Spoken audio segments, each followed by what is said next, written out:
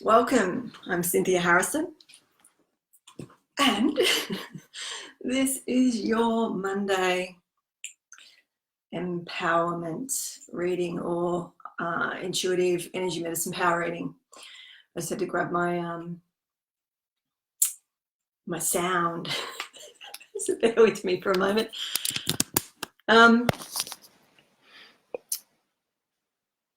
So tonight, what are we going to talk about tonight? Depending who turns up. Hello, Melinda. How are you? Welcome. I've got a few things that I could sort of delve into, but I'll just see as you come on. Hey, Murray, what might be out there to chat about, and maybe what you want to know about within reason. However, it's best just to ask if you don't know. I was missed. Oh. That's nice to know. Well, I don't actually often think, oh, no one misses me, but if I did, it's nice to know. I actually had another call on at this time with the collective that I've been traveling with, and I actually said, can we do it in a couple of hours, because I really felt that I needed to show up for you today or tonight. So just know that this is important to me too. Sometimes I can't show up, but I really do attempt and endeavour to. And there's usually, well, there is always a fairly good reason why I'm not here. It's usually because I'm traveling. So what's been happening? Fill me in. Did you catch, when was I on? I sporadically popped in last week, late last week, I think it was Thursday, and we talked about, I wasn't doing readings as such, I was sharing about earthing really, and a multitude of things around that. So if you missed that, that's a really good call. Well, it's very grounded considering I was talking about earthing. And, you know, if you're looking for more information around earthing and grounding and polarity and what that means from my perspectives and how I directly work with it and experience and see, feel, sense, know it, then that's a good call to catch up with if you were looking for something to catch up on. So I'm on my computer because I do not have a phone. I have not had a phone for, I lost count of the days. I don't even know now, maybe 5 days or something. And I haven't missed it. Yeah, it's just, so the only way that I have communication with the world is through my laptop, and so be it. I may not replace it. So, hey Nan, welcome. Nice to see you, and all of you really. Yeah, maybe I'll just start while we're waiting for people to come on about the phone situation. I thought I was, actually this is going to go into manifesting. I can already see it. Because I did want to touch on spirit animal as well. Just touch on it and just put it out to you to see whether something has come into your world or your field or has chosen you, because your spirit animal can choose you. Mine always choose me. I've never chosen my own spirit animal or my totem, whatever you want to call it, other than your lineage, your ancestral lineage. But there are ones that will come and go, and there are ones that will stay with you. Anyway, so I have a new one, or a fairly new one. It's been around for a couple of years, but it's been significantly around for the last few months in a way that you cannot miss it. And there's a big reason to why I've done the traveling that I have recently, because that totem kept showing up, or that animal kept showing up. But anyway, back to the phone. I had a thought, right? This is why your thoughts are important, because I had a thought. I wondered whether I should get Facebook off my phone, right? Not because, you know, of any other, it's good, bad, indifferent, purely because it was taking up 12 gig. 12 gig, can you believe it? How does Facebook take up 12 gig on your phone? And, you know, I wasn't able to, I was having to delete photos all the time and do all this social media auditing stuff, and I hated it. Anyway, I had that thought. It was just a fleeting thought, and the next day my phone was completely dead. Won't even, oh, it turns on to the Apple, and that's it. Followed all the, everyone said what to do and everything. Doesn't work, won't reboot, won't do anything that they, you know, Apple says it's supposed to do. So, and it wasn't backed up because I had no memory. And I refused to pay for extra iCloud. So there you go. And I laugh about it now because it's bloody hilarious to me that, you know, we worry or we consider these things that are really insignificant in the big scheme of things. So the universe will just go, well, if you can't decide, I'll decide for you, and you lose the lot. And the beauty of that is that I realized I'm not addicted because I've been out and about. I even had to use a map because I went to 2 places yesterday and I had to work out how to get there. And, you know, an hour away. And I did take one, or I didn't take a wrong turn. I just couldn't get to the turn in time. So I sort of had to double back a little bit, but I did it, right? Without a phone, without a, what do they call it, navigation thing in your car, all of that. Old school, going back old school. So this might be a bit boring to some people. I'm going to get into some exciting things, but this is just what's going on in my life. I'm living in the 80s or the 90s, whenever you might have got your first phone. Maybe consider that. When did you get your first phone? I mean, some of you were probably young and were born with one in your hand, but for some of us, I can remember when they came out. I can remember the first computers. I can remember the first 2 computers we had in our high school. We were only allowed to use them for math. Hence I didn't use them, right?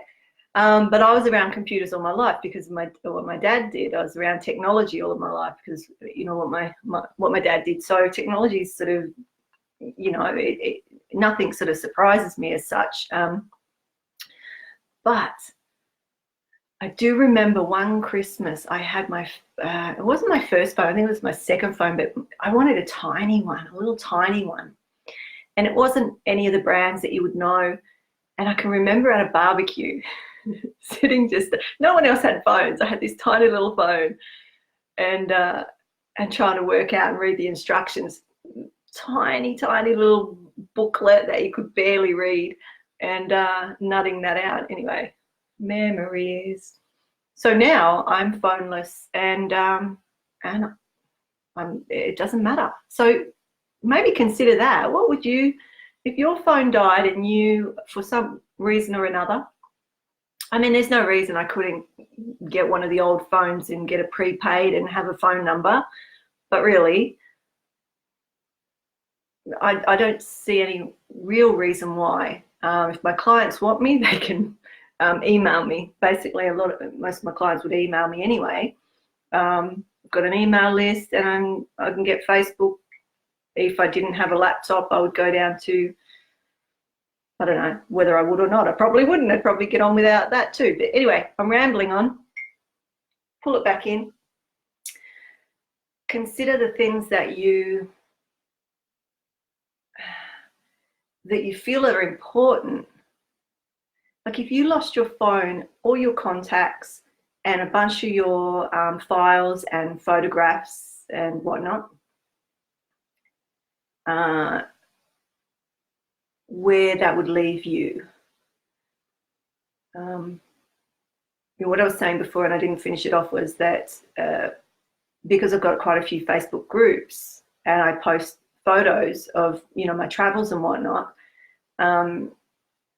there's a lot of my photos that are on those Facebook pages, so I haven't lost everything. And if I did, you know, it's just another cycle, because there's been many times in my life where I have lost everything. You know, I can remember when I got my first computer, my first laptop, and when that died, and all the backups, because technology changes so quickly. You have an external hard drive, but if those external hard drives, you know, I've got a bunch of external hard drives, and this laptop can't read them. So there's all that sort of stuff. It's just ridiculous. So moral of the story is, it's a tool, an extension of the self, but, you know, don't rely on it. Have other ways, other means of connecting with people. And that's my lesson to self.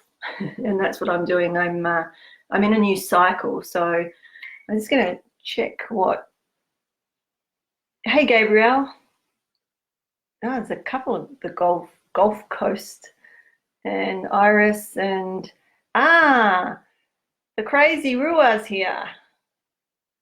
2002 got first phone. Yeah, well, that's pretty late. I think I had mine when I was. I had technology pretty much before most people, all the time. It wasn't because I had a lot of money or anything. It's because of I was always studying and researching and stuff like that. So it's more to do with what my role in life was. And when I was in the Defence Force, I was on computers all the time and had to learn the most updated ways of accounting and negative accounting, and that was all computerized. So that was back in 2000 and I don't even know. It was over 20, maybe 25 years ago. So I don't think any of those programs even exist anymore, but I can remember having to come back after learning. You know, they send you off on all these courses. You come back and having to teach the older sergeants and warrant officers and whatnot. It was hilarious. This young, I think it was 20, I was, you know, early 20s. So this session tonight looks like it's a reminiscent session. All right, it does come back full circle, because what I wanted to talk about, hey Jen, hey Julia, was a spirit animal. And again, because that links to what's been coming up, what I've been writing about, what I've been doing in the world and whatnot. So let me know if you've got a spirit animal or an animal messenger. You might have a couple. There might be creatures, critters, insects, whatever it is. It doesn't necessarily have to be a mammal. It could be a fish or a bird or an insect or whatever. I have many birds, but this one has come up, and it's a rabbit. So rabbit has come over the last few years, and maybe even before that, but I've seen it in the last 2 years. And we actually had a small black rabbit living in the veggie garden up until a year ago. And then I was seeing, and over those, at that time, it's probably on Facebook somewhere, because I used to take photos of everything when I had a phone. So if you don't get so many photos now, it's because I don't have a phone. But I would look in the paddock, and then there would be like a wild rabbit just sitting in the middle of the paddock by itself. And I'd be like, what's this rabbit doing? Okay. So lately, the last few months, it's been the white rabbit. And so I've posted some things about the white rabbit. Hey, Stephen.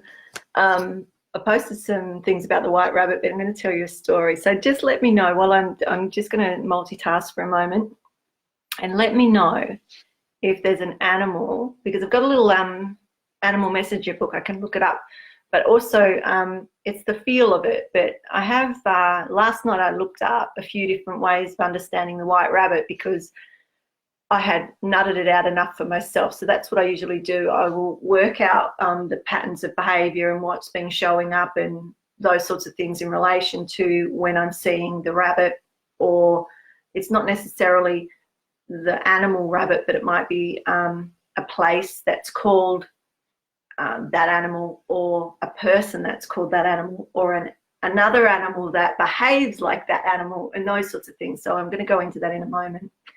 And then if something's going on for you, we can have another look. Did he change hair colours? Did I change hair colours? Oh, did the rabbit? Did the rabbit change hair colour? No, they were different rabbits. And I actually saw another one last night. So hence I'm bringing it up because I've been seeing these rabbits. So I will tell you a bit of the story because it is how I got, just did my whirlwind little travel tour recently. No, but the colour of the rabbits mean different things. But they're connecting to what's going on in my life. So I suppose I'm just telling you a story in a way that you might be able to relate what's going on in your world and make your own understanding of it. So that's why I tell story. It's not necessarily, you know, all about my story and my life. I tell story as almost like a teaching helper or a way to highlight a teaching point or a point where you might want to consider or contemplate. You know, that's what the teachings are for. So Murray says bear, dragonfly and panther. Wow. So you have many bears around. Imagine if I saw a panther or a bear in my backyard. I know people who actually do, but we don't have them here in Australia. Dragonflies a lot, yeah. Dragonfly, I suppose I have a lot of dragonflies around, but I don't necessarily connect to them in the way that I do what I call a spirit animal. What I would call, when I see other creatures around, I'll say, so today, actually, Murray, you would have seen it. I posted the albino manta ray swimming, that beautiful little video of the manta ray swimming, and I said something like ray medicine. So when I see animals and they gain my attention, that's medicine. Or how do I explain that? There's different ways that people will explain it. My way is that there is information or a message in everything, and that's the medicine of that creature or that experience. So, you know, what the bear medicine is, or the dragonfly medicine, or the panther medicine, or the, you know, the rabbit medicine. But if they're your spirit animal as well, or they're your, you know, they have a closer bond to you for that period of time. So, you know, for most of you know that for many years, I can't even tell you how many years it's been, the black bird, a large black bird, so either a crow or a raven, or the Australian ravens. But everywhere I've travelled all over the world, they are around. There's always one, no matter where. Even if people say no, they're not here, I would find one. And that's what I mean by when they're your spirit animal, you'll find them, and they'll be all around you wherever you go. And you'll turn up to a place. I remember when I first I went to the UK. It wasn't the first time I went to the UK, but actually I just got an image of the first times I went to the UK, and the ravens they're all through those images too. But the Ravensbourne University is where I did a lot of the technology and built power generators and whatnot. And it's called Ravensbourne. That's what I mean. It's like you end up these places that have the same name as what you're trying, you know, what the universe is trying to show you, or what the energy is trying to show you, however you want to look at it. So, so at the moment, the rabbit is around. And I've told this story before. I'll tell this and then, so I'm giving you time to ask your questions, right? Hi, B. So while I'm telling this story, you can work out what you might want to discuss, or is there something that's been bothering you, or a question that you might like my perspective on, or I don't know. We can go further into things that I spoke about last week, whatever. But I'm going to tell you this story while you contemplate what you want to know about or what you want to do tonight. And then we can get on with it. So, again, I'm multitasking. I just want to turn this down, off, and share it. So, so share if you think this might be interesting. I know I've been rabbiting on for the past few minutes, but I will get into it and get settled in a moment. I usually just like to give people some time to come on and see what we're doing. Okay. So let's see if I can share this, but I can't. All right. So that's the good thing about my phone, is that I can share things really easily, and now I can't. But all right, so the white rabbit. So in April, I was walking to the shop. So some of you know this story, so I'll say it really quickly. I was walking to the shop and I was thinking about buying an Easter egg at the shop for a friend of mine who'd been away for the week. And I thought that might be a nice little present, just something, you know, a couple of dollars. And so in my mind, I'm walking down the street and I had this chocolate rabbit in my mind, or this rabbit. And I literally looked up and there was a white rabbit on the pavement. So I did take a photo of it. Once I sort of walked past it, it jumped off a little bit, but I still got photos of it, and it was just in suburbia on the pavement, right, on the sidewalk.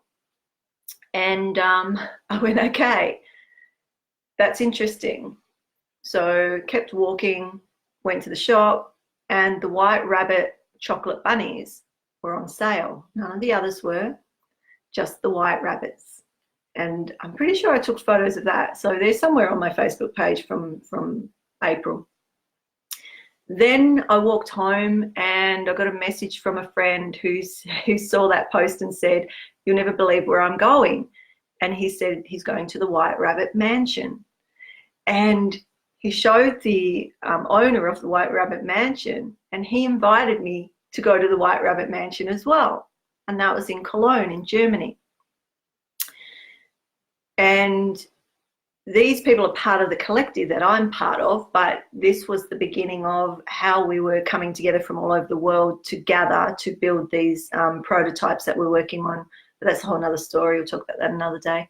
So that's why I was away. I don't travel to holiday. I don't holiday. I'm always, I won't say working because I don't get paid for any of it. It's all about creatively collaborating with people who are on the same path, basically, and want to assist humanity and the earth. And by coming together, we're more able to bring things into the world that are, let's just say, could assist us, rather than the opposite. So anyway, that's the gist of the white rabbit, or the, you know, in a nutshell, the white rabbit story. It goes on and on because of the connections that it's made.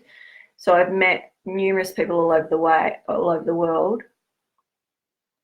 and still am. So I met some wonderful people yesterday, and I was saying to my friend, you know, I was expecting to have a rabbit connection yesterday, and I walked into their house and they had this massive white, blue-eyed, like bright blue-eyed, like white eyes with blue, bizarre-eyed dog, and it was fluffy and white. And I was like, what's the dog's name? Because I was expecting it to be like rabbit or something, you know. But they said it hops like a rabbit. This dog is like a rabbit. But that wasn't actually the rabbit. When I was driving home, I saw the rabbit on the road on the way home, just not far from my house. So I knew there would be a rabbit. But what happened that day, everything that I spoke about to my friend happened that evening. But how it happened, so the point of this story, and then I'll start getting to your questions. The point of this story is to show, because what it's doing for me is reminding me that when I'm having thoughts, I generally don't think within my head. I usually think outside of my head. So as I'm speaking or as I'm writing. But if I say something to somebody or we're in conversation, so for instance, I said a couple of times yesterday about university, going back to university, contemplating how to do the research that I want to do. Okay, so that's in it in a nutshell. That night I ended up at the university, literally inside the university where I studied 10 years ago, and how we got there, like it's a full moons and we're at the university, and I walk in and there's one of the old lecturers who isn't that old. She's lovely, and I loved her back then. Anyway, I gave her a hug. She remembered me, and we had a little chat, and then we went and did what we were supposed to do. But the point is, I was saying to my friend, I was talking about going back to university and those sorts of things, and then that night I end up there. So everything that I was saying was just coming back around and materializing. So my point is, you know, we go, when we're speaking and we say, okay, I'm considering going back to university, and the universe hears that. Well, it answered me and it took me back to university. So be precise. When I saw the rabbit, I was thinking of a rabbit that was chocolate and my friend would enjoy, but the universe heard I wanted a rabbit and it gave me a rabbit on the footpath. Does it make sense? What I'm trying to say is, you know, and I could go on and on. It just happens constantly that I ask for something or I'm talking about something, and then, you know, within hours it just shows up. But it won't be precise because I'm not being precise. I'm very precise when I'm working. If I'm working on your systems, it's very precise. My placement of intention is so precise, but we humans, we get lazy. So when we're speaking, we're assuming that the other person is getting the rest of the information, which they may be, but the universe as a whole, so the universal intelligence is picking up the frequency of that. And I suppose what I'm saying is to be a more proficient coder is what I'm saying. Be a more proficient coder. Well, that's the message to me, right? And I keep telling myself that, and I'm telling you as a reminder to me, because I'm sure I mentioned this in April, because it was the same message. Now, the message of the white rabbit, some of you might be interested or not. So I've got this little book. It's a pretty cool book. I've had it for God knows how long. Somebody gave it to me as a present.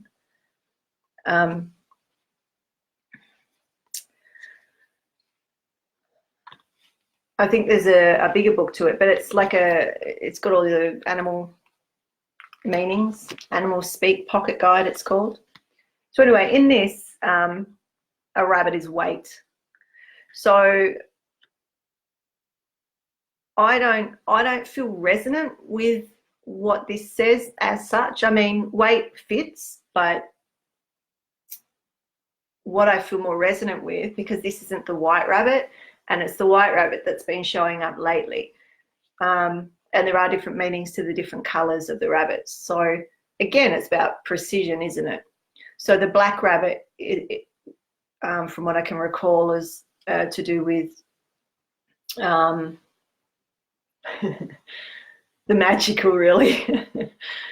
And this one says wait. So look for fertile signs and use the lunar cycle. If unsure, wait.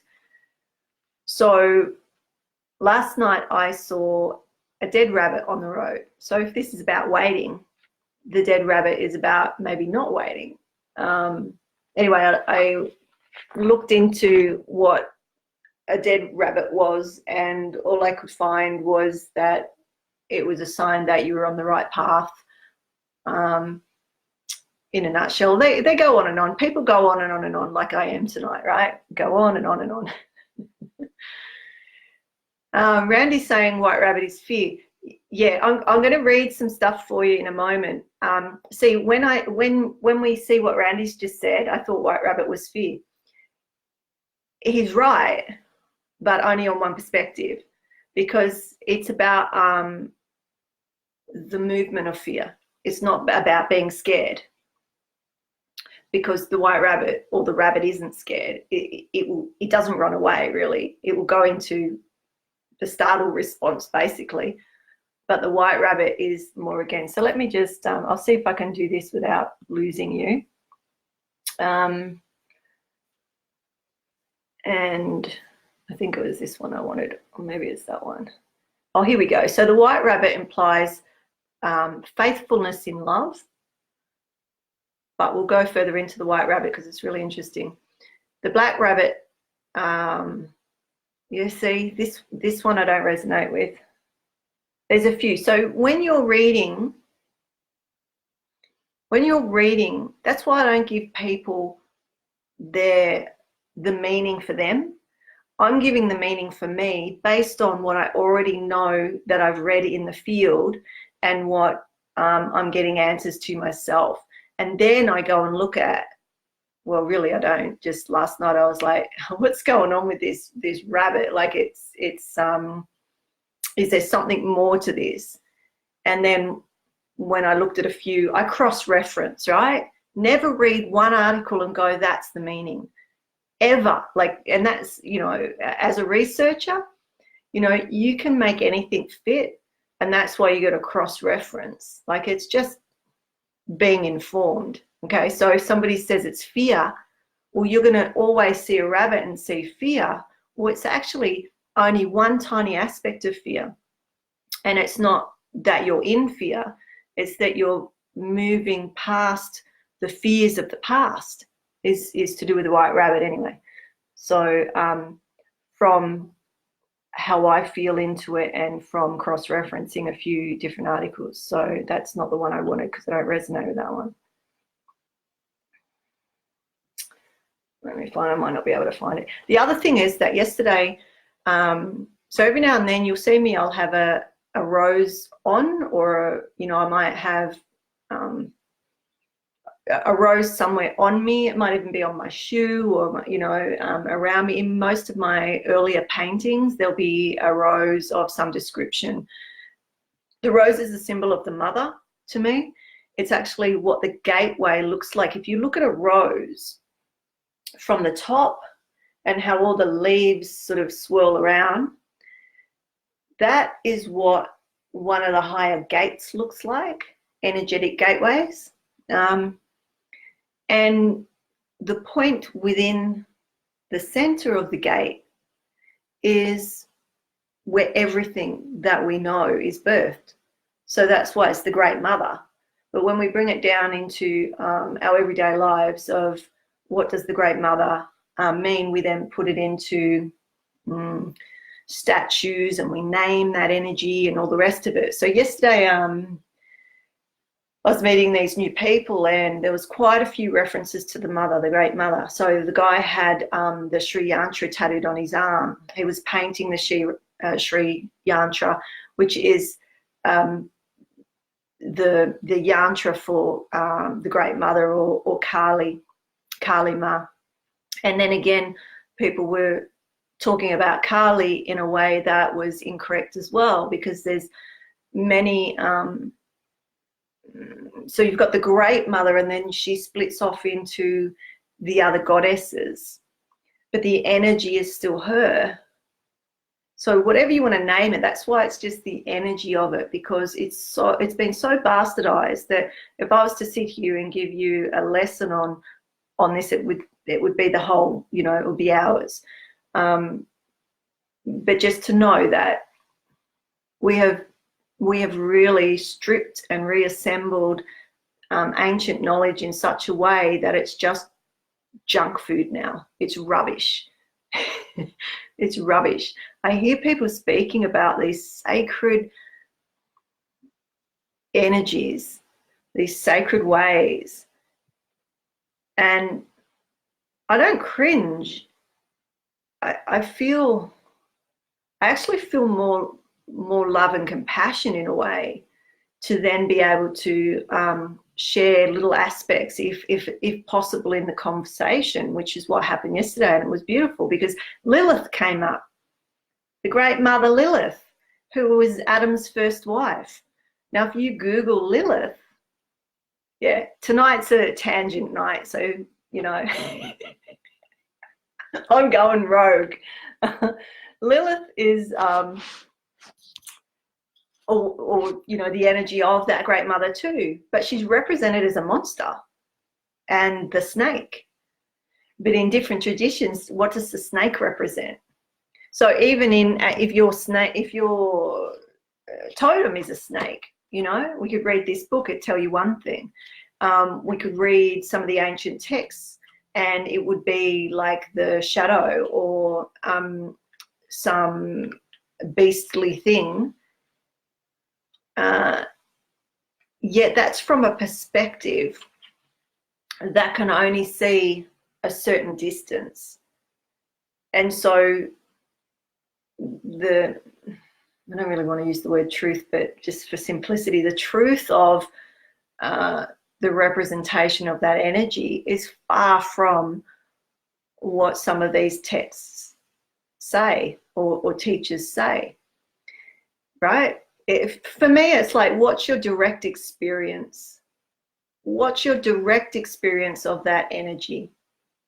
And if you haven't got direct experience of the energy, just be mindful of how you spread your understanding of it. Does that make sense? Because it's like Chinese whispers. And then when something majestically magnificent shows in your field, and you've been conditioned that that is something that is dangerous, your whole system is going to disregard the magic or the medicine of that because of a conditioned pattern of belief that your family or your friends or some online community that you follow has said, and you just believe it. It's true. Well, it's what I see anyway, and again, it's only what I see, right? I speak from my direct experience. Everything that I've told you here is direct experience, right? So I don't believe it. I've worked with the great mother for so many years, it's not funny. She came to me. I didn't go to her. Same as these animals. They come to me. I don't go to them. I'm not looking for it. It comes to me. And then I go, all right, right? That's surrender. That's answering the call.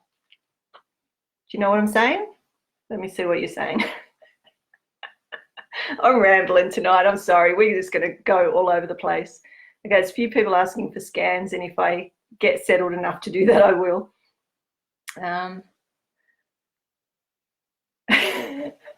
Okay. Oh, let me just scan down here. Hey, Sandra.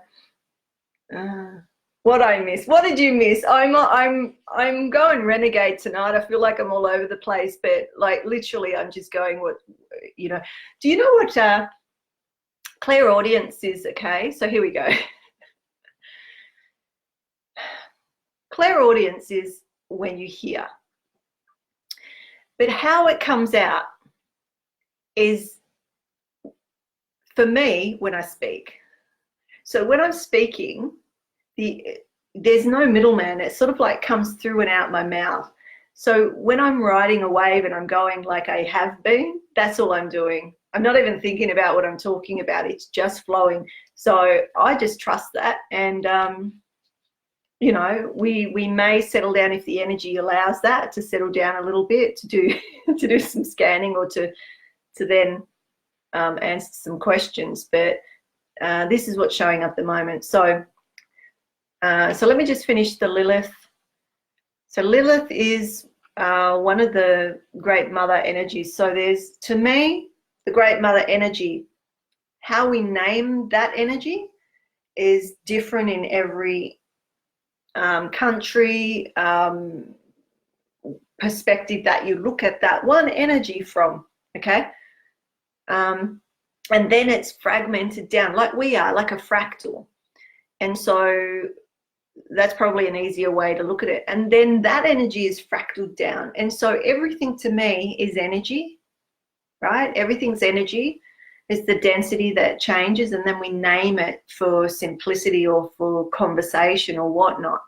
But what I'm finding, and I'm thinking about doing a class on this, I'm not sure when, but it's come up a lot, the different types of energy and what they look like, and you know, how to access and those sorts of things, because I see it in my field. I see people posting about different things. They're seeing this or they're seeing that, and people are answering them.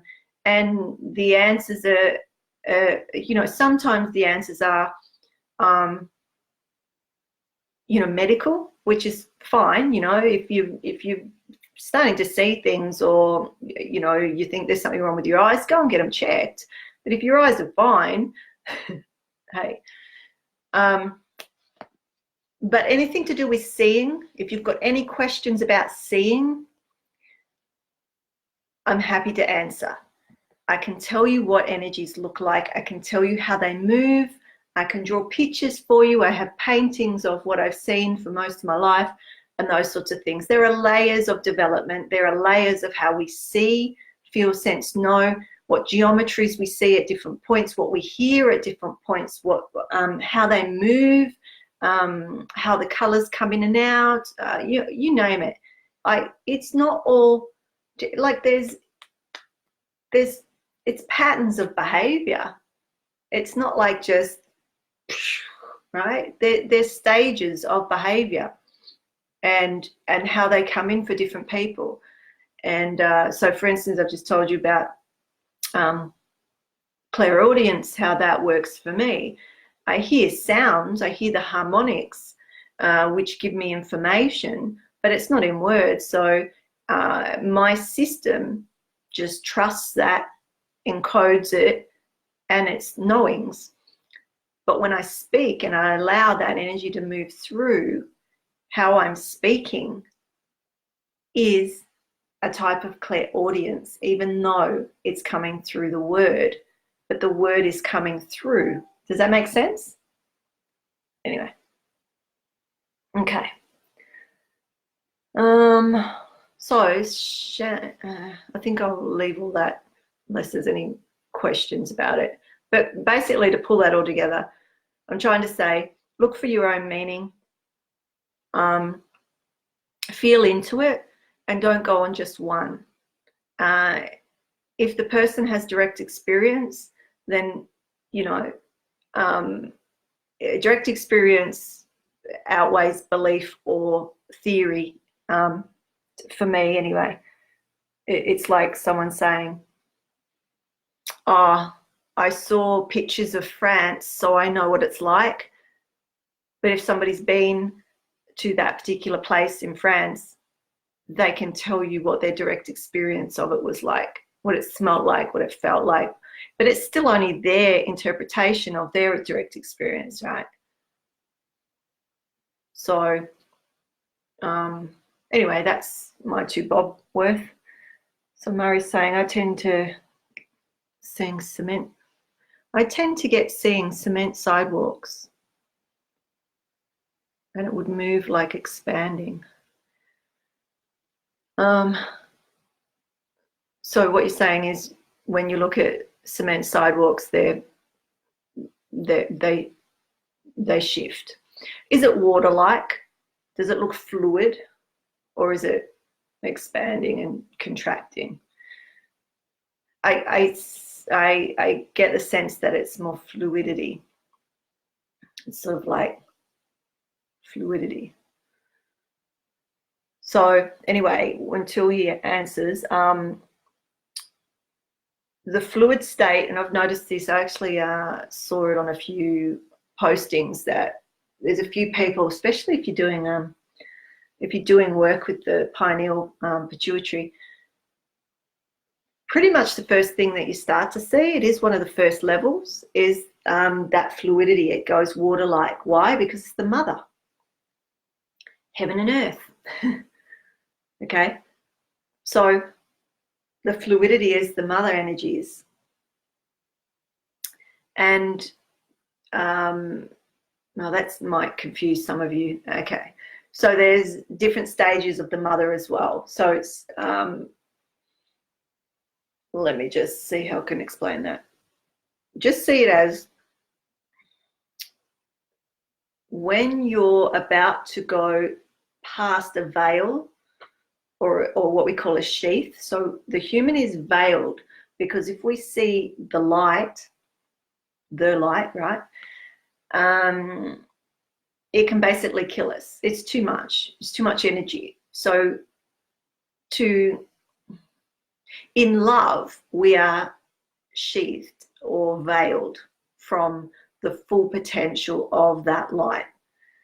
And as we do our work, and as we move closer to that light, whether you see, I mean, it's in us, but this is just a way of speaking about it, then we are removing the veils. So as we remove the veils, or the sheaths that, protect us from that blinding light, for instance, we see, feel, sense no more. So basically all of that is we're moving through our development. And as we're moving through our development, the veils fall away, and they don't all fall away at once. It's like one will fall away, and then you'll be able to see the fluidity of our existence.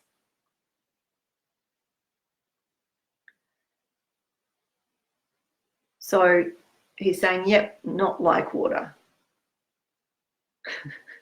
Okay, it doesn't quite make sense, but so you're saying it's expanding and contracting. Give me more expressive language, because so it would move like it's expanding. So that, to me, all I can from my experience put that down to is the fluid-like movement, where how can I explain it? It's like if you were under the ocean and you were looking up, and there was something on the top of the water, and you were looking up from under the ocean, and the ocean was moving, the water was moving, like the ripples of the water. So it is expanding, but it's wave-like, it's water-like, because it's sort of the pavement, for instance, if it is the pavement. And if it's not, for those that see the water-like movement, you'll still know what it is, and we'll find out what exactly is going on with Murray, because it may not be this. I'm not scanning into it, and I'm not looking, I'm just basically reading what you're writing, and this is what's coming. So when we're viewing, so I'm going to go into viewing because that's what's coming through. So while I was away, I was in the UK. I popped over there for a few days, and I shared about, was that I think it was called the Mind conference, and I was talking about remote viewing and telepathy,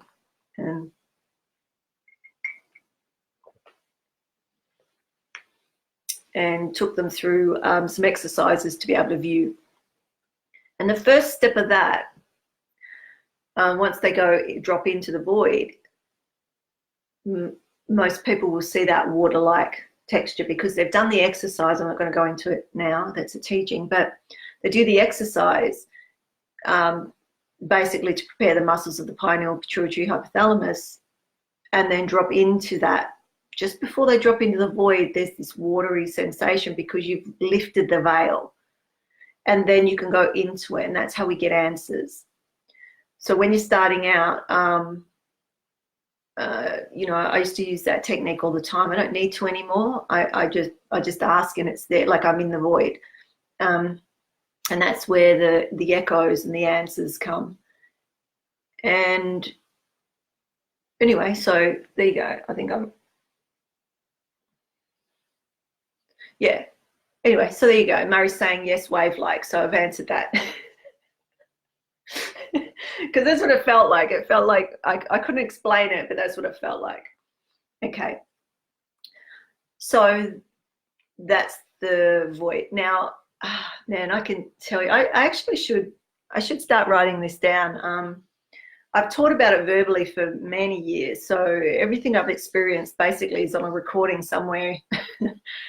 Because we used to do the conscious evolution classes every month.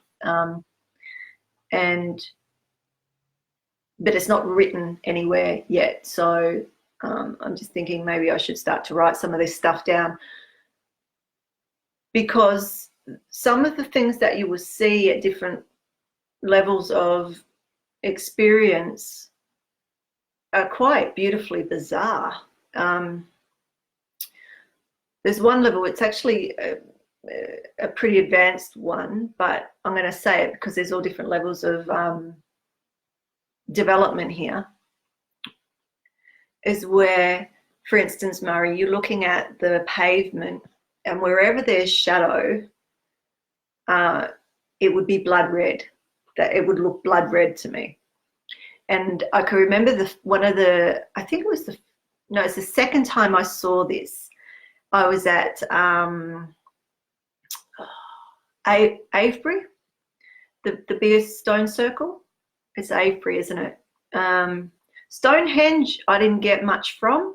Avebury, I've been a few times, and that place, man, if you can get there, I would suggest you go there. If you're at, like, when I was doing the gatekeeper work, I did a lot of work there, and Glastonbury, but the energy moved from Glastonbury. This was a few years ago. I don't know what it's like there now.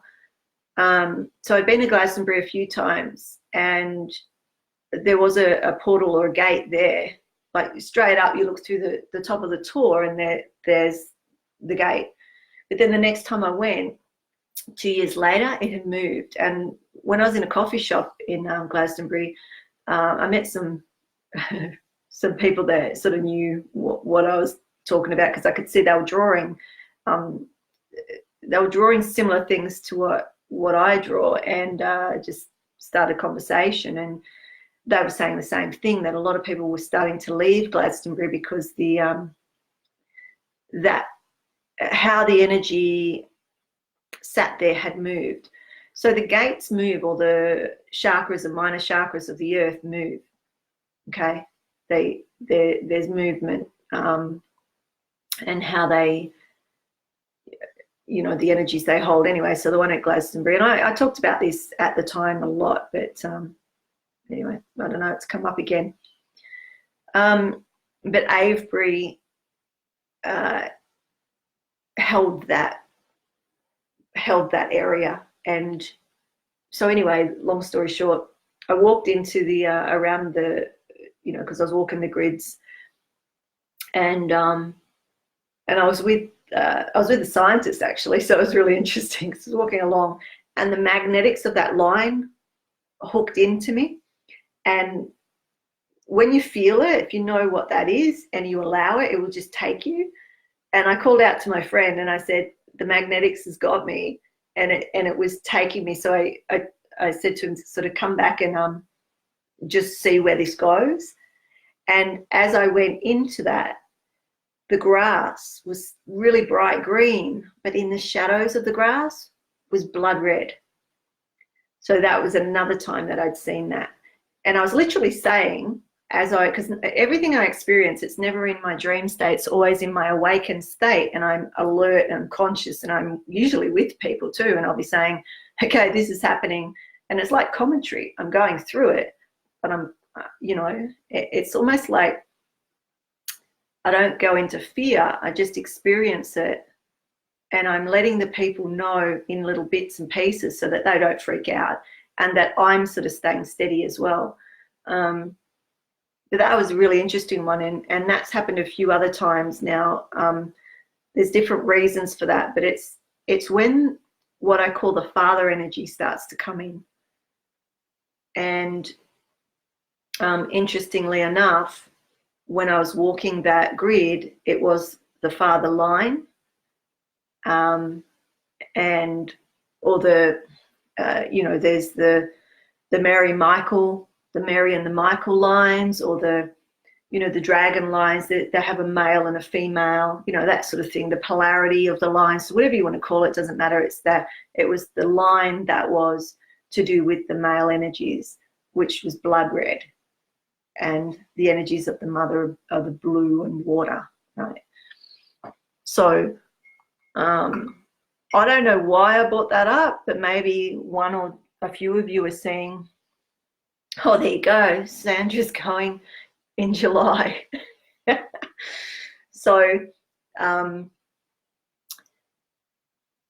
yeah, and spend time there. Like, really, people just, they go and they look at the stones, and yes, do that,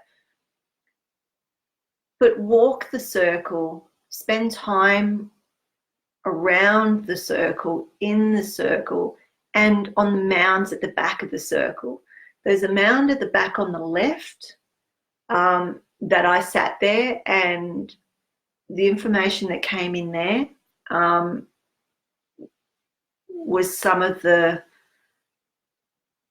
greatest information I've got to this day, really. There and in Sedona, it was full on, yeah. The gateway there at the time, see, I don't know what it's like now. There are particular times and cycles where the gates open in particular ways, and the grids are being prepared in particular ways by the grid keepers, the gatekeepers, the light workers, whatever you want to, you know, there's different roles for different, you know, the different things that we do. So if I went back there now, I don't know what it would be like, because it would have changed.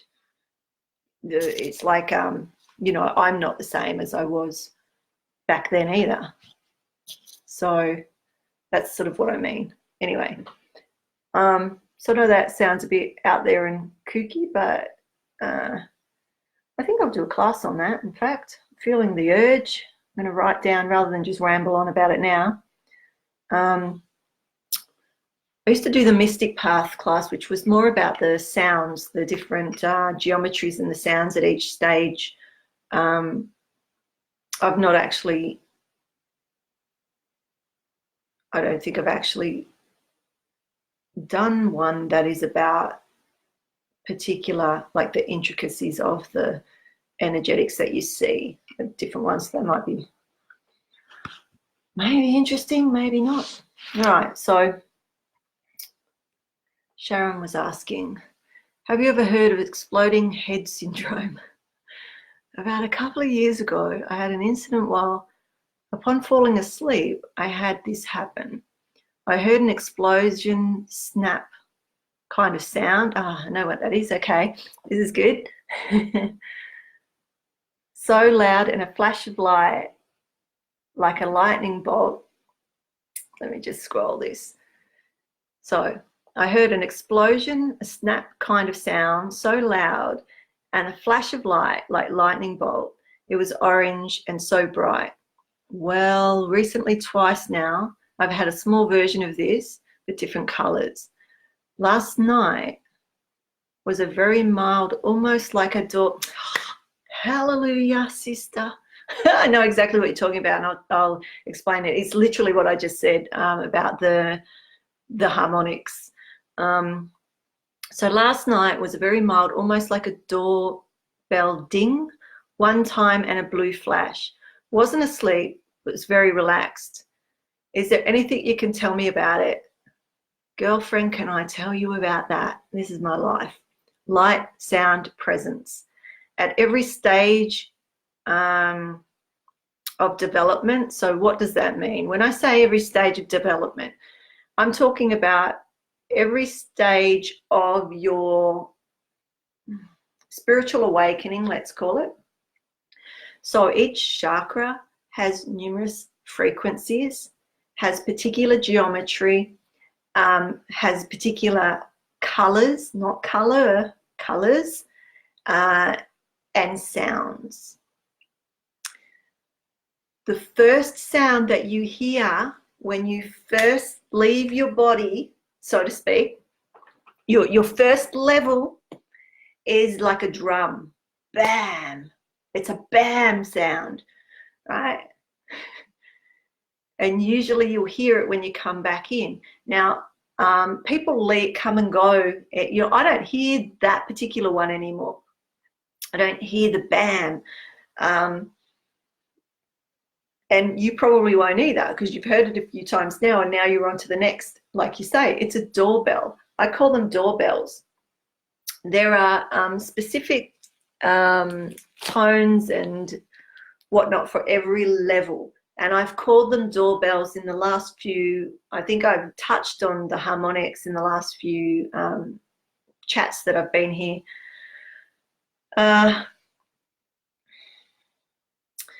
People talk about the sounds of the spheres.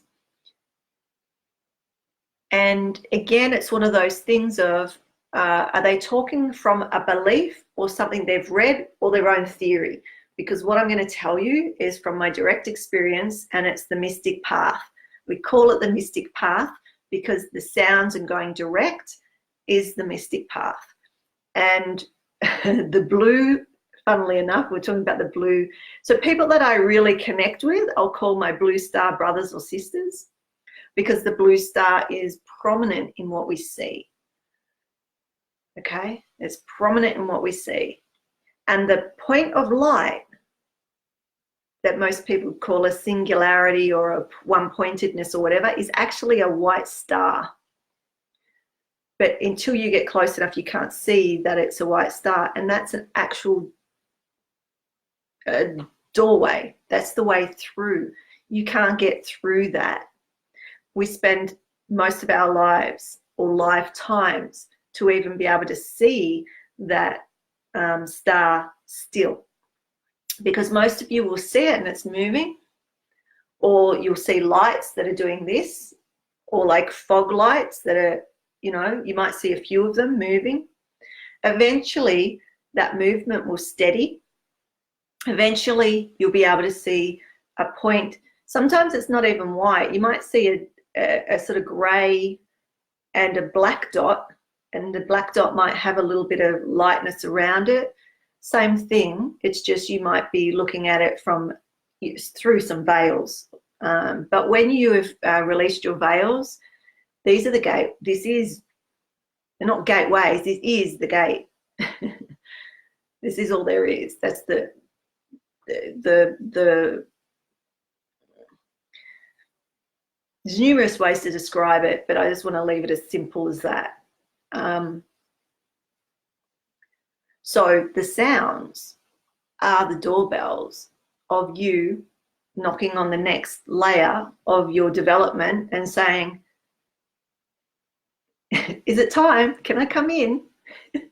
And then you walk through and it'll be bells or harps, or there's one that sounds like a bagpipe. You know, they're not sounds from this realm. They're not sounds from this world as such, but they're sounds that you can put close to. So when I teach that, I have, and if you come to the clinic, you'll see there are instruments around, percussion instruments, because what a medicine woman or medicine man or a shaman, whatever you want to call, we access the sounds and the experiences, and we bring them back into the world, and through our rituals and our ways and our storytelling and our creativity, our arts and whatnot, we're assisting others to remember. That's the job, right?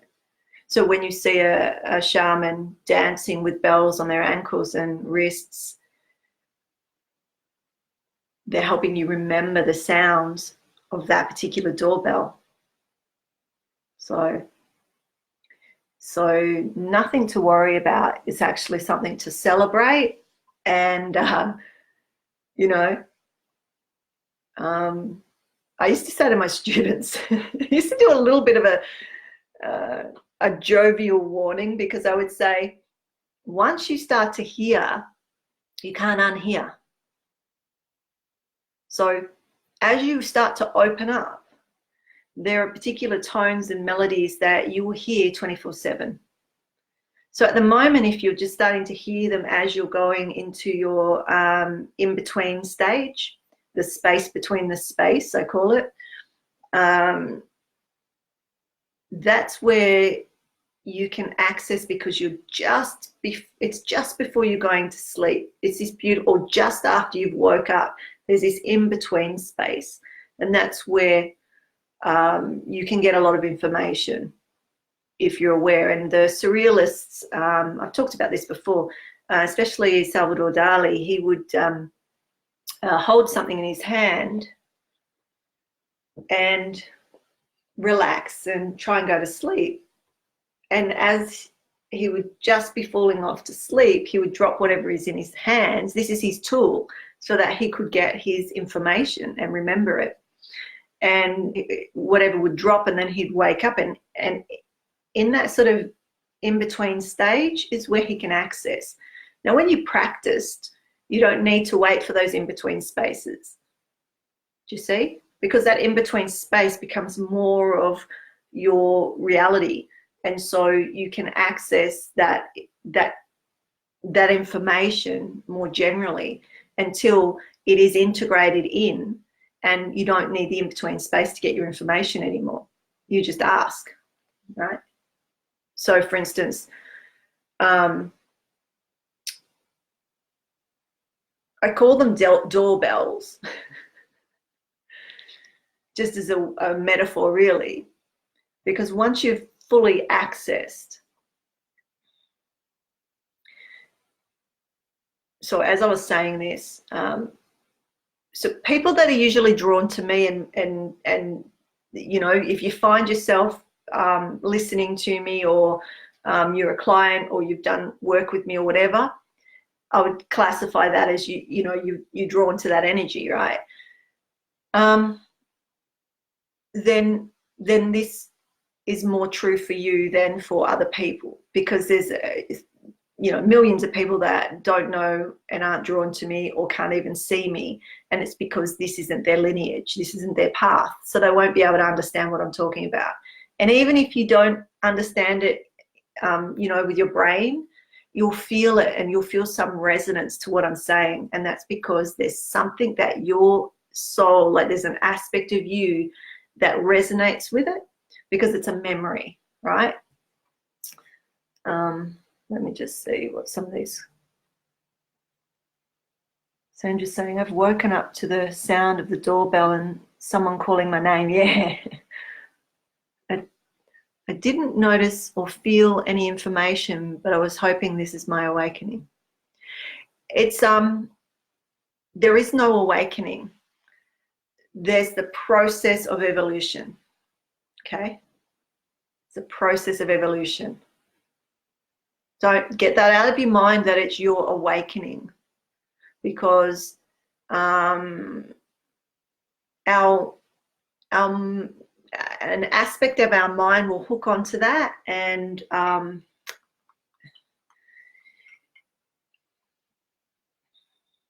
do I say this?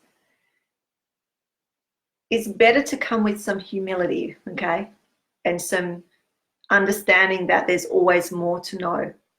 Because if I was to describe the stages of development, those sounds are the beginning of the flower unfolding, okay? So what part of the flower unfolding is more important than the other? They're all as important as each other. So just a reminder, so thanks for that. It's a reminder for myself and for others as well, that we're on this journey and there is no end. There is no end. So Sharon says, I got goosebumps of excitement now. Yeah, it's excitement. I suppose what I'm going to say is that from my experience, have discernment of where you share your treasure. Okay? Have discernment around where you share your treasure. Don't be scared, but those types of experiences, share with a community or with people who will hold it.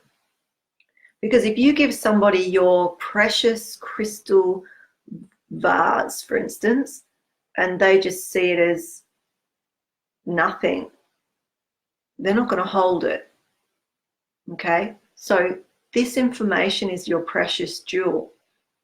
What I share with you is my precious jewel, but I have ways of holding it so that, you know, my jewels are pretty strong now. You know, but at the beginning, I would share, you know, my precious information is how I saw it. You know, it's divine information, and it felt like it was being disrespected or trodden on or misused or,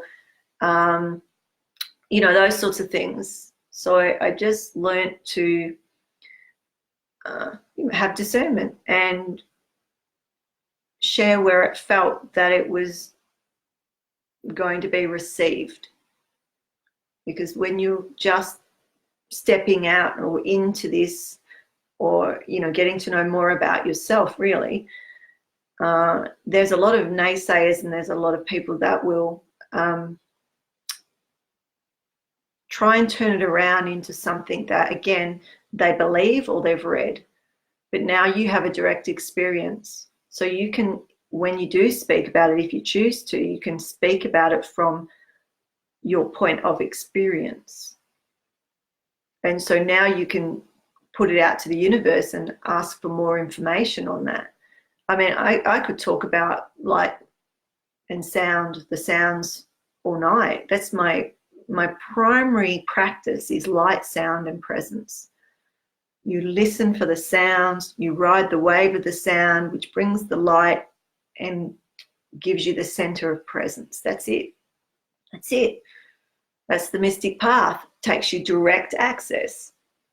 Once you have direct access to all there is, that's point of light, that star, right? You get everything else. So you get access to all the other information. So that's the difference with, and I suppose answers, if some people have ever questioned why I don't go talking about different deities and beings and angels and aliens and, you know, different levels of information, or where we can get information from, because they're all secondary.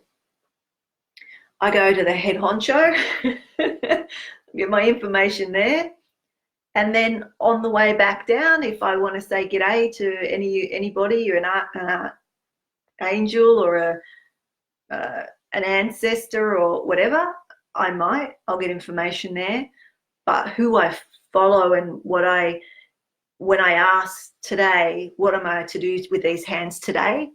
I'm not asking an ancestor. I'm not asking an angel. I'm not asking some being from another dimension. I'm asking the beloved, what I call the supreme consciousness, the beloved. That's the energy that I work with, and everything that flows down from that is part of the beloved. So it's basically that one whole, that one pointedness where everything is birthed from. That's the energy that,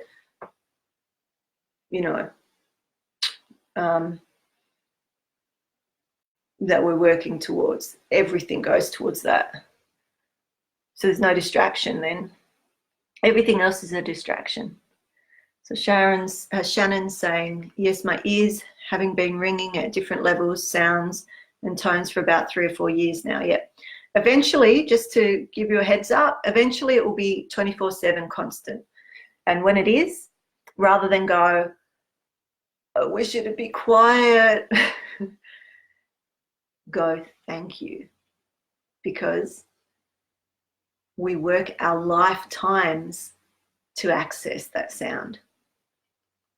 So, and you might get to a point where, because you're adjusting, you're to integrate with it, you might get to a point where you do go, I just want it to be quiet.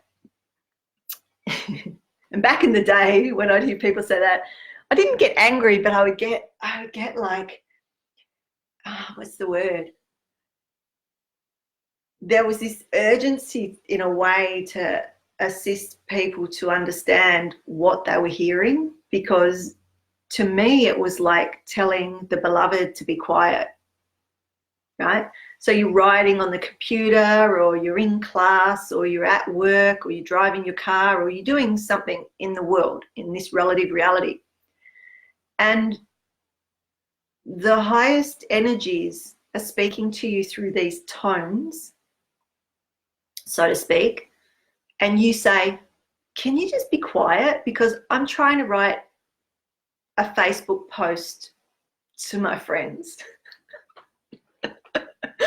Right? I'm like, are you joking?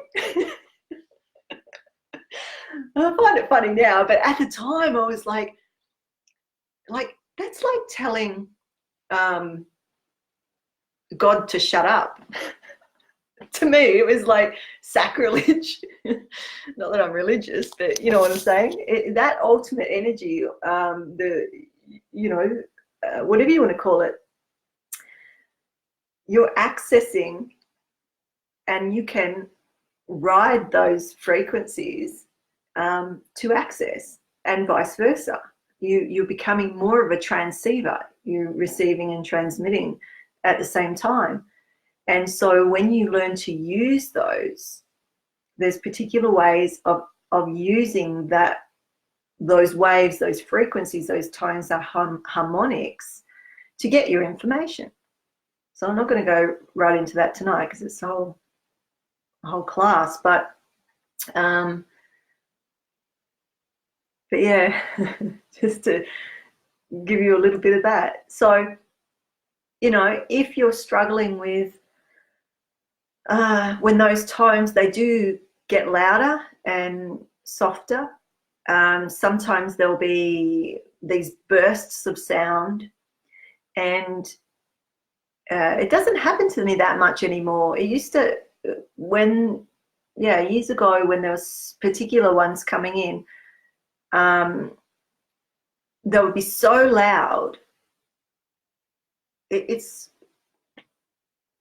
nothing, you couldn't do anything else. But because of the understanding of what it was and what it is, I just educated people around me, right? So rather than me fitting into their world, I was assisting them to fit into mine. Because if I was going to follow this path and I was on that path and that's what I had said yes to, I'd answered the call and my life revolves around this work, then I'm not going to say, oh, can you just be quiet because I'm on a call with these people right now. Like if it happened to me now, I would say, hang on a minute, this is happening, and I would ride that wave. I would be present with it. I would feel into and see what was coming in. And then I would come back and say, sorry about that, I'm back, right? What's going on? Because sometimes it's only for 30 seconds. It'll come in and it'll be like a mass frequency change. But you can learn to ride the wave. It's like surfing the wave. So some of this might sound a bit cryptic because obviously I'm not doing a full-on teaching about it, but I think I've given you enough to at least go, there's more to these sounds. There's more to how we can work with them. We can work with them. Maybe you didn't even know that you could work with these sounds, these tones. They are what, when you hear somebody call or talk about the music of the spheres, this is what they're talking about. These tones, these sounds, these frequencies that are the orchestra, really your internal orchestra. The sounds don't come through the ears. They come through the ear of the heart. And when you start to open your centers, you have more access. And when you've got to around the throat, which is to do with sound, you start to hear basically a constant. So by the time you get to your higher centers, they call it the everlasting flute, basically. But it isn't the flute. Like it's underneath. There's all these harmonics. So when you really are still enough, you can hear the subtlety of many, many, many, many, many frequencies all in one, which becomes the everlasting sound. It's constant. There's no beginning and there's no end. Okay, it's like the energy. There's no beginning and no end. So I think I'll leave it there unless there's other questions. So thank you so much for all the information. I'm going to re-listen again. I'm just thinking if I've got anything on the archives about this, because like I've literally used to teach about this all the time. What I'm noticing is because for the last probably two years, I haven't been teaching about the mystical stuff or the as much, or the but I've seen it slowly coming back in, because there's it's like there's another wave of people coming through who don't know the information, because I figure that I've said it so many times, then it's boring, so I'll move on to something else. But I think there's another cycle coming around. So I'm going to sit with that and ask about it and just see where I'm guided to what my work will be, because that's pretty much what I've been asking lately. My cycle is, how am I showing up in the world now? Because what I was doing doesn't feel like it's in as much resonance as it was, which means I'm being shown another path. And so I don't know 100% what that is yet. It's still coming in. So it's just important to keep showing up until the full picture is there and it feels more in resonance. So, but what I'm seeing is that a lot of the awakening and ascension stuff's coming back in, and it might be that there's another cycle, and that we can give more precise information on what happens in those stages of development or evolution, and what that might look like or what that might feel like. And some of you that have experienced that might be able to share your experiences and that sort of thing. So we used to do that every month. I haven't done it for quite a while. Just sort of died off. So Okay, so I'm just going back to see what I've missed.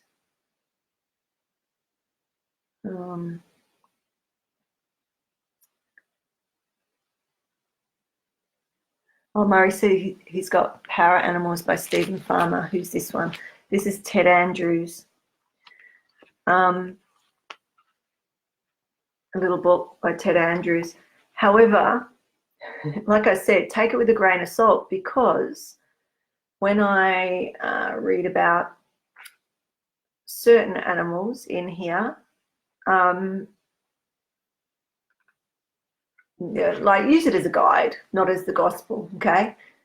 But I would recommend that you read everything, even your field, because I was saying yesterday, I said it a few times to different people, that when you're living your life, everything that's in your world is language, is like the writing in your own story. It's your book, and you're reading this book, right? So I'm reading the book going, there's more questions around this type of thing.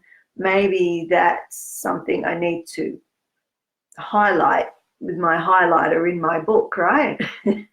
Or the rabbit keeps coming in particular ways. And this is what's showing up in other areas. How does that cross-reference? Highlight that in my book. And as it comes up 2 or 3 times, you start to see the pattern, and that gives you clearer information.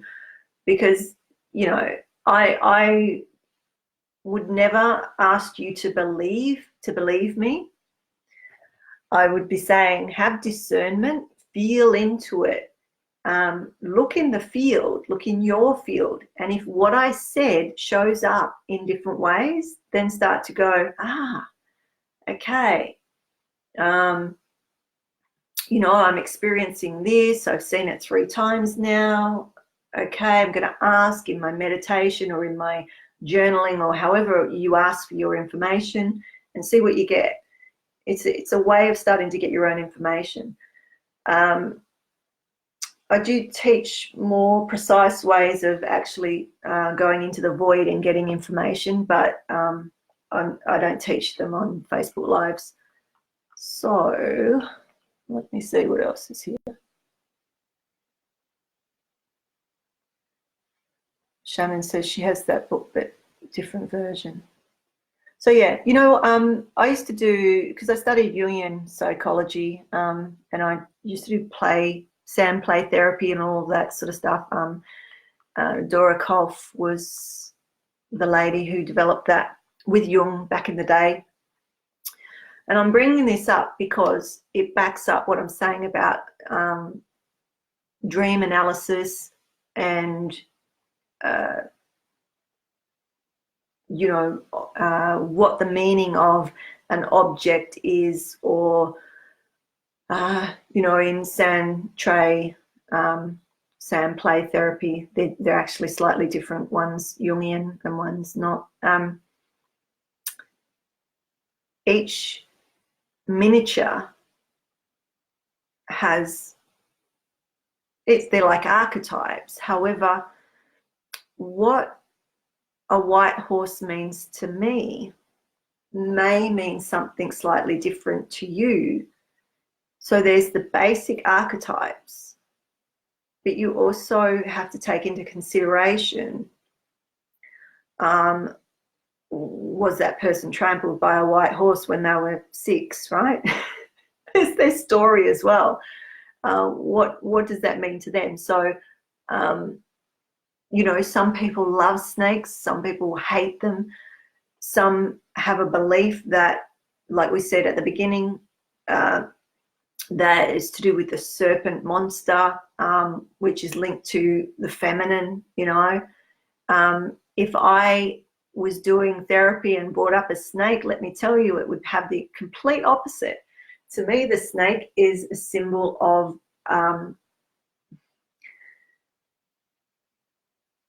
our journey to the divine.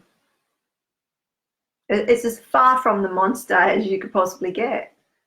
So that's the thing. So I'm when I'm speaking about what something means or what something is, I'm placing it fairly gently. So yeah, just know that it's from my direct experience. It's not from a book, but it doesn't necessarily mean that if a rabbit means this for me, it's going to mean that for you. So if you're going to get anything out of that, feel into it. What does a bear mean to you? What is the notion of a bear to you? Okay. And then if you, after you've got your information, then go and cross-reference a few different cultures. Cross-reference them. Because if you're reading an American Indian culture or a Gypsy Roman culture or a, you know, Australian Indigenous, they're completely different things. But there might be a key connector to that you will pick up because it's coming to you. So what the raven means to me, you could read in, let me just look it up. I think most people say it's the messenger. To me, when I see a raven, it's got nothing to do with the messenger as such, although I tell a lie, it is just by the pure fact of it being there, a message. But the energy of that bird is directly linked to the Divine Mother to me. It's the energy of the bird. It's not the bird. So there's also the different levels. When I see an ibis, the ibis to me are the father. So when I see the ibis and the raven together, you've got the mother and the father energies, because that's the you know, I won't go into it, but you see, that's not going to mean that necessarily to you, because I'm feeling into the energies of what it is, if that makes sense.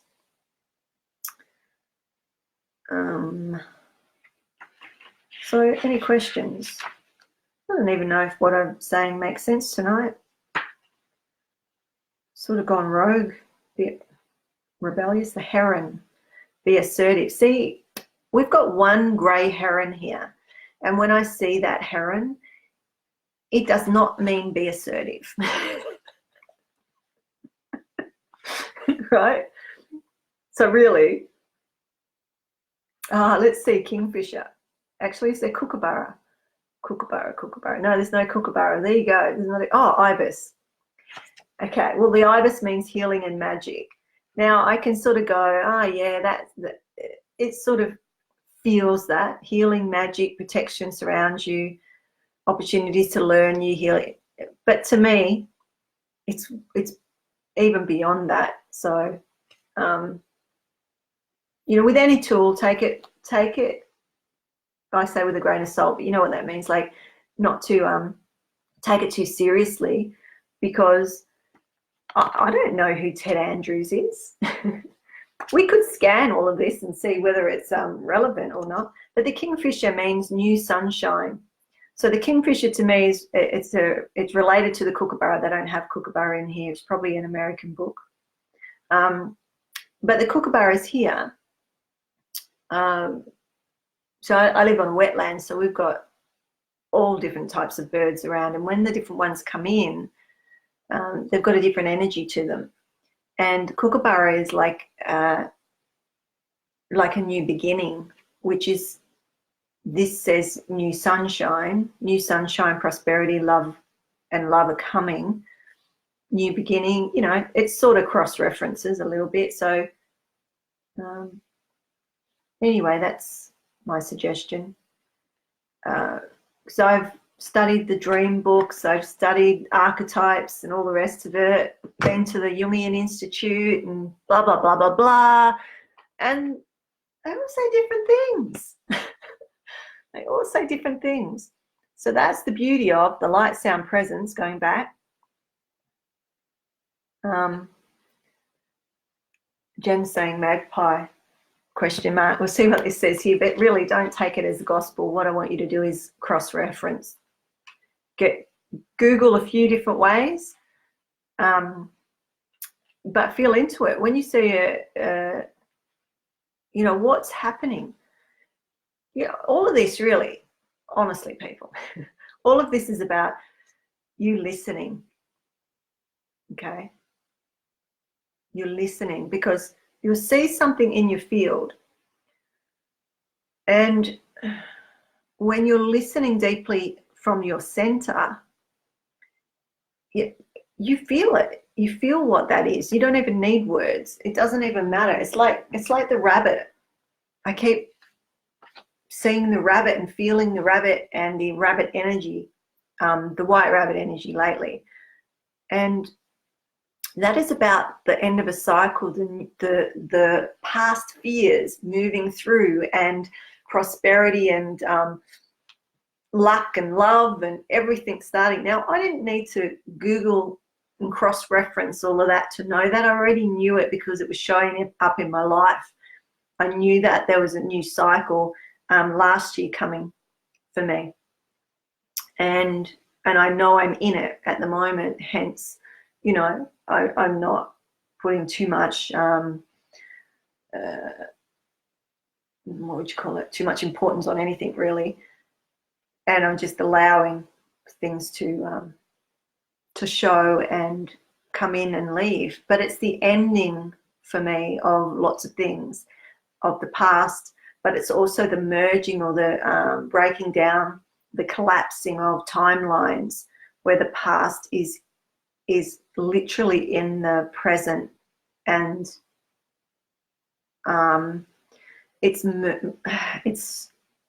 merged in together. So I'll give you an example.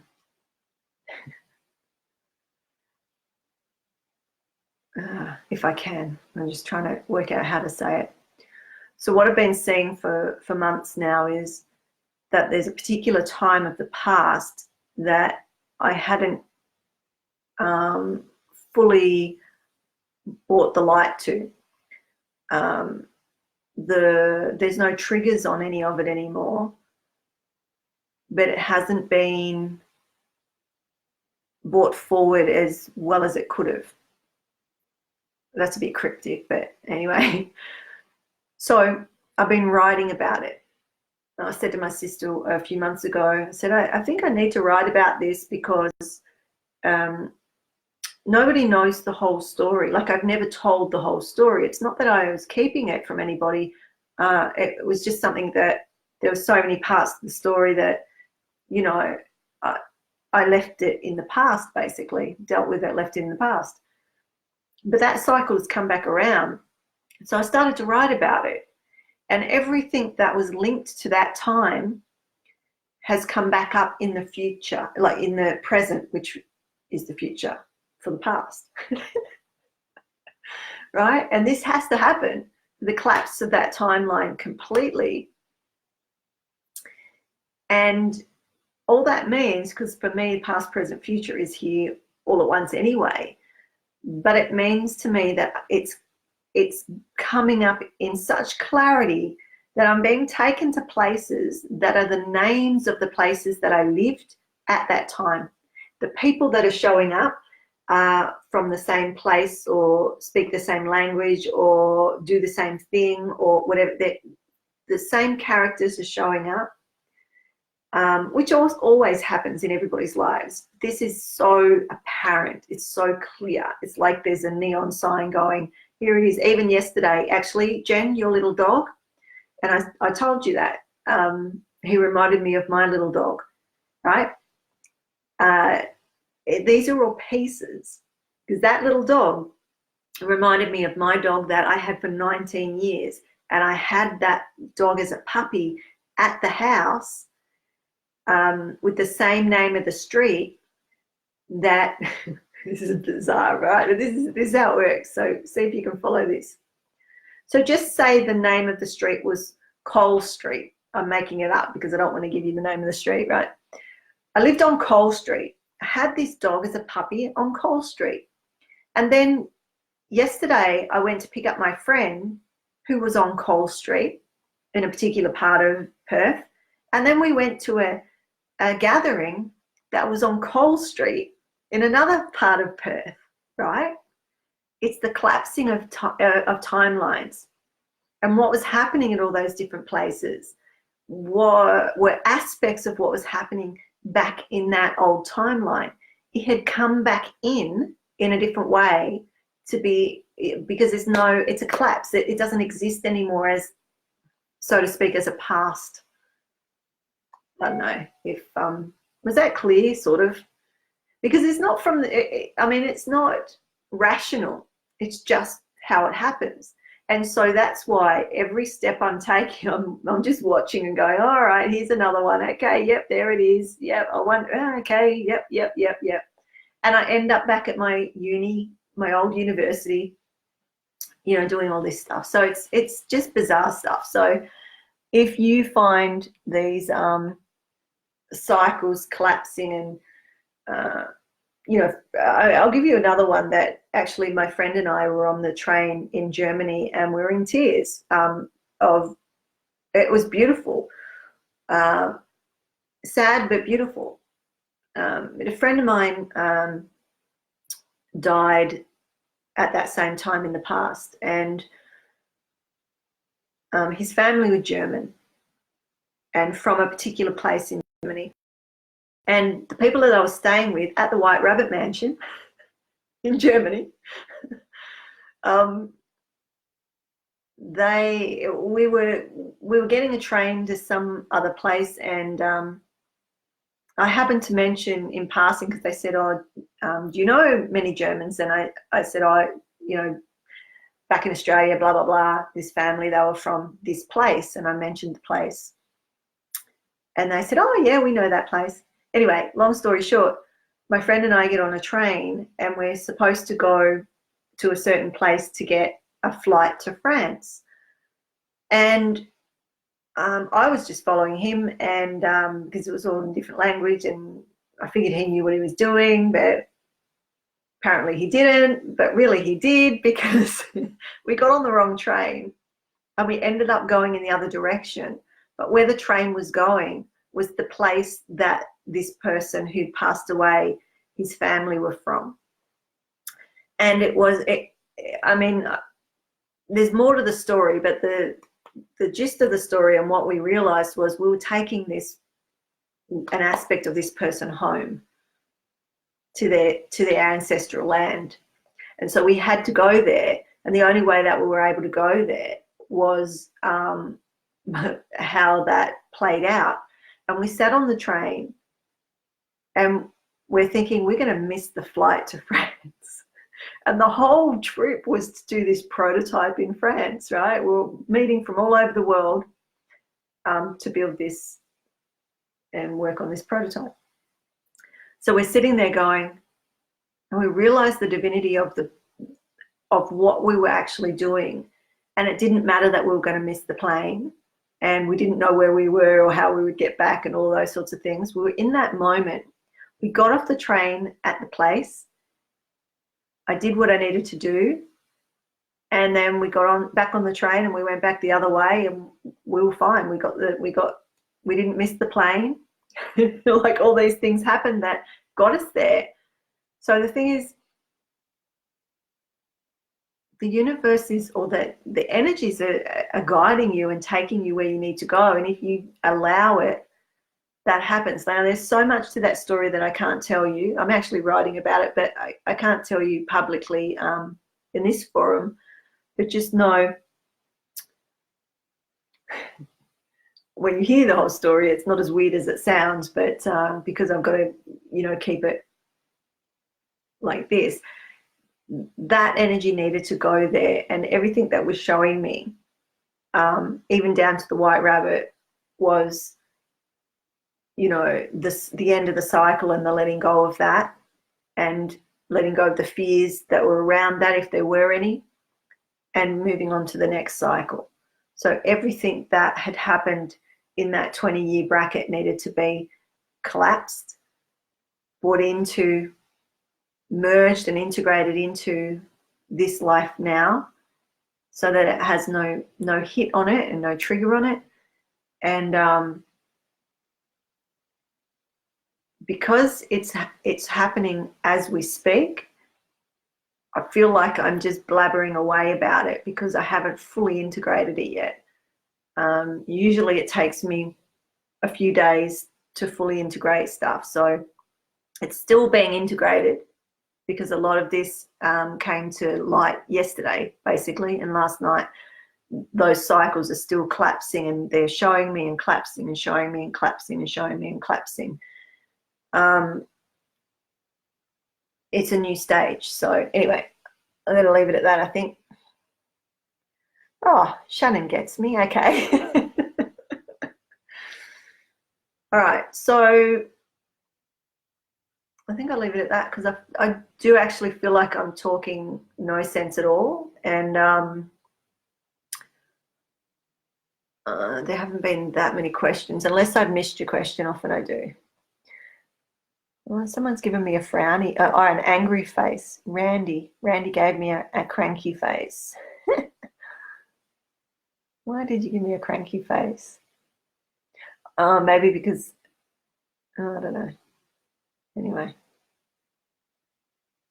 it matters not.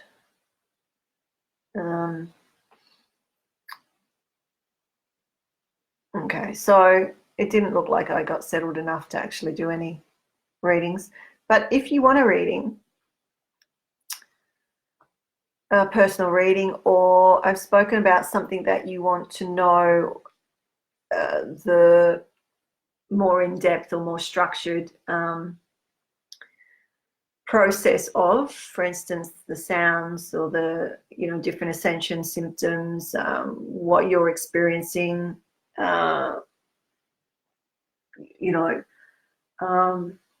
that was my core work, and still is. I just don't talk about it very much. Is basically our conscious evolution, our awakening and ascension, and the process of that. That's still my core work. I just don't speak about it as blatantly as I used to, I suppose. But what I'm finding is that there's more and more coming back through that cycle, that it might be a time to start talking about it again.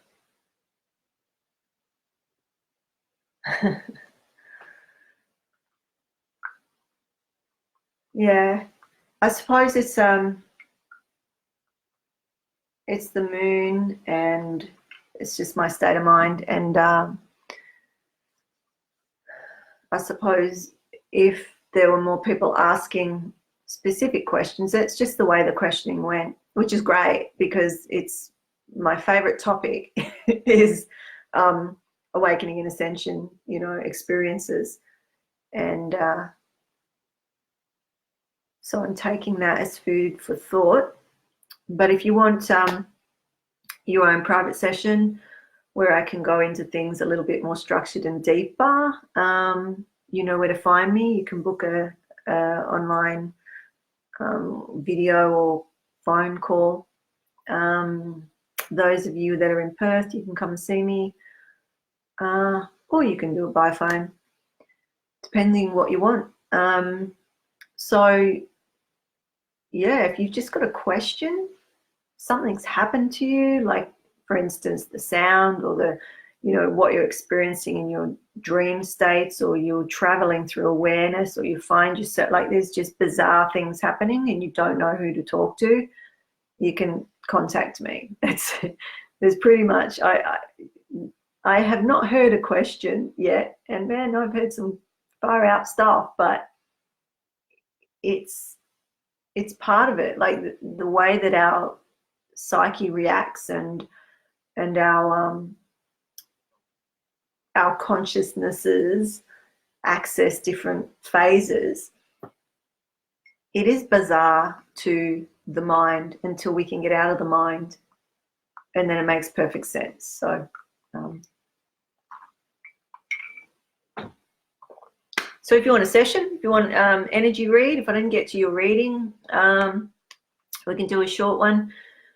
If you want a full session, if you've got, if you want an energy alignment, balances, you've got trauma that you want to shift, those sorts of things, message me and can book a time. If not, I shall see you next week, if not before. Actually, Shelley, could you say that things come back in cycles until such time that is processed, the message received and assimilated and ultimately learned and released?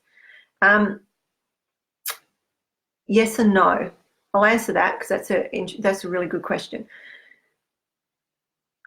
How I experience it, how I've seen it, and how I see it in other people's systems is that if you've got something to learn and you're at this level of, you have this level of access. So let's simplify it. We're going to use the building. I talked about this the other day. We've got a building that's got, let's say 10 or 11 flights, or 10 and the penthouse. And you experience something and you're dealing with it on the ground floor. And you dealt with it and you've looked at it from all the angles on the ground floor. Then you can go up. You've got more energy. So how I was explaining it the other day, I think it was Thursday I talked about this. You have more currency, more energy. Your energy reserves are not then dealing with it at that level. So you raise, you have more currency, you raise, you can afford to go to the next floor up. And you do the same thing for the same lesson. You're looking at the same lesson, but from the second floor. All the different vantage points, because you can see further, because you're slightly higher, all of that. And then you've got more energy, so you can deposit that energy wherever you want. You decide, I'm going to pay a little bit more rent and go to the third floor. And this continues. The higher that you go, you've got more vantage point. You've got more perspective. You can see further. There's less veils. Okay? So it's the same process, or similar. It's a metaphor for your process of what you can see, feel, sense, know, and experience in the world, depending on what vantage point you're at, which depends on what perspective that you're able to look for or through. So when you've activated, so that goes to the, we're talking about as the doorbell rings of those lower centers, you can hear them, and you might experience different geometries and whatnot. You might not see them, but you might start drawing particular shapes and whatnot, or just seeing patterns on TV or on buildings or in newspapers or whatever. You just you're seeing particular things. So there's different ways of seeing. So every aspect of your existence needs to work and see that lesson, let's say, or that challenge from. So I was just talking about my past, or an aspect of my past. Now, I tread water here. So within where I'm sitting in the penthouse, right? So that's my vantage point. We can go beyond the penthouse, but you don't want to live up there, right? So if you've got the penthouse, just say the penthouse is the ajna, and the crown is the rooftop. You don't want to live at the rooftop, because that, where you're looking from there is, I'm trying to think of a metaphor. It's like it's nice to visit and know that you can go there, but you don't want to live there, is my experience. So my direct experience is I want to live from here. So I watch and I observe from here, not from here. It's a different type of consciousness, and it's very hard to bring this consciousness into your everyday life. So it's like you can access experience and whatnot, and it's fluid, right? But where I sit and want to hang out most of the time is here. So that's where I'm looking from, because I still get pretty much a vantage point from every other level of that building, but it's comfort. Like, you know, like I have, I'm driving the bus from there, or I have, I don't want to say control, but you're in the world. When you're going from above the penthouse, you're no longer in the world, right? So that's the difference. What else do I want to say about that? So yeah, how those issues come in. So don't think it's like, oh no, it's gonna be my lesson for life. Not necessarily, because how you're looking at it. So how I've been trying to express what I've been experiencing in the last few months is a life lesson. And it's something that happened 20 odd years ago that impacted every aspect of my life, but it had to hit me that hard for me to really shift and leave everything that I knew and do what I'm supposed to be doing and all the rest of it. So how I experience it now is not as a traumatic thing. It's actually how it's a remembrance, and it's a beauty. Like even just seeing my little dog yesterday, it wasn't my dog, but it represented my dog to me, and that period and how he was with me through that period, and all of those sorts of things. It's not like it's a trauma or it's a battle or it's moving me to upset or anything like that. It's now an echo that is now molded into and integrated into everything. Yeah. So yes and no. Because I don't want you to think that you're going to have to deal with this forever, because it's not in the same way at all. It's not in the same way at all. Because as you deal with it at the level that you're at, from every angle point that needs to be at that level, you will naturally move. And then you'll see it from a completely different place. And then however that comes in, it might actually come in with a great openness of love. And then you're going, wow, how did I even get love out of that? And then that's another lesson. So you start to look at it from that vantage point. So it's beautiful. But that's my experience anyway of, it's like ratcheting up the spiral of, of life. But there's the going round the spiral, but there's also the dimensionality of the spiral. So like as you're moving up this way, you're also moving around the spiral this way. I used to draw, it's difficult to explain, it's because it's not 2D, right? But I hope that helps anyway. Alrighty. Hey, Dawn Kelly, we're just finishing up. It's a bit of a ramble tonight. Well, to me it feels like it, but maybe it's not. If I ever go back and listen, I might think, wow, there was some wisdom in there. But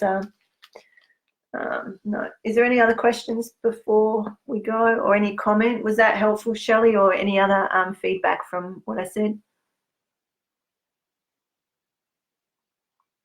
I'm drinking my cold tea through a straw.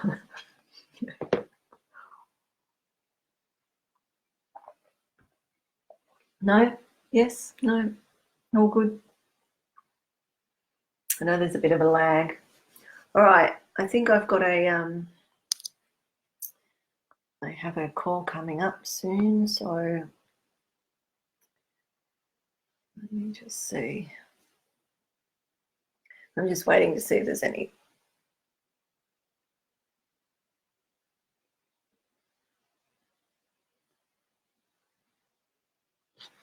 No, we done? We done? We done? Heather Rose Reed, yes. What's the yes to? All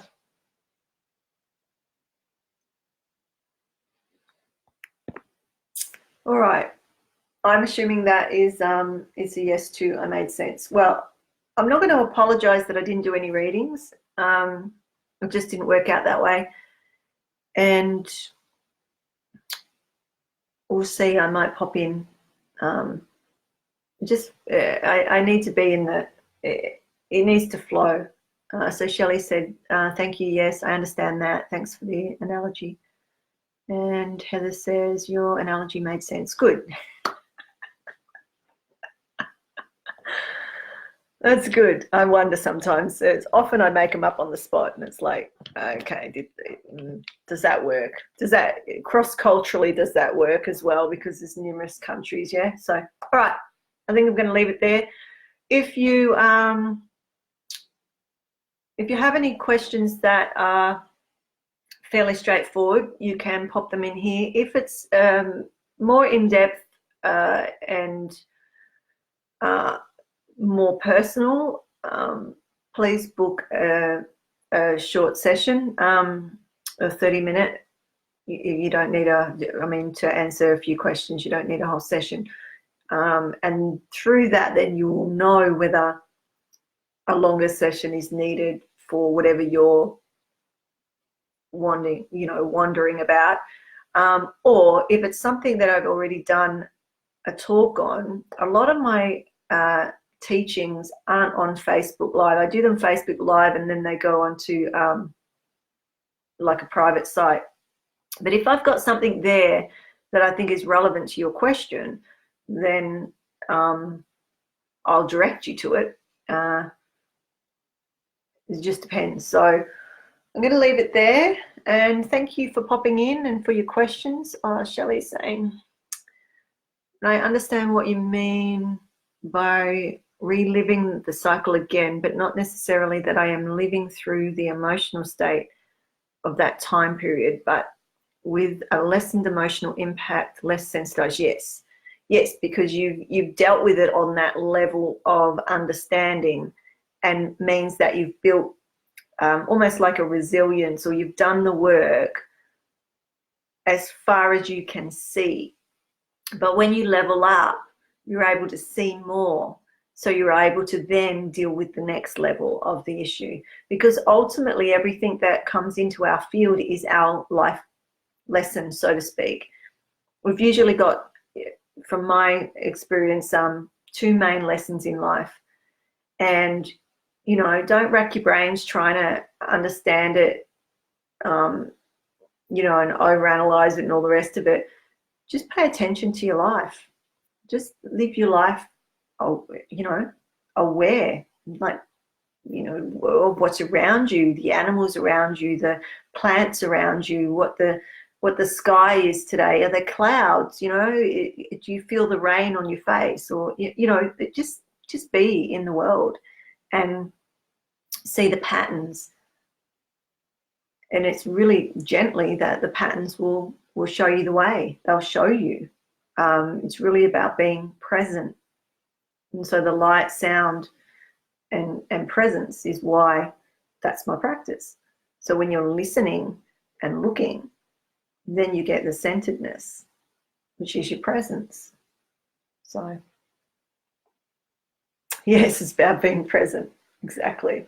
All righty. You have a great day too. Thank you for your questions. I really appreciate it. I love questions. I like it when people ask questions. So thank you, and I will see you next week, if not before. So yeah, enjoy your day, your evening, or your morning. And I hope there was an aspect of this that was helpful. Who knows? Okay, bye. See you later.